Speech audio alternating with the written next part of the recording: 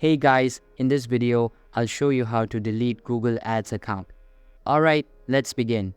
First of all, open any type of preferred browser on your PC and search for ads.google.com. After that, you will be redirected to this web page. Here, you just need to click on the Sign In button at top right corner, and you will be prompted to log in using your Google account. Just make sure to sign in to the correct Google account and you will be redirected to the home page. Here, you just need to click on your profile icon at the top right corner and a drop-down menu will open up.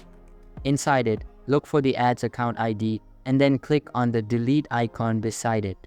Once done, you will have the pop-up saying that your account will be removed completely. Simply click on the Remove It embed and you'll be good to go. So that's basically how you can delete Google Ads account.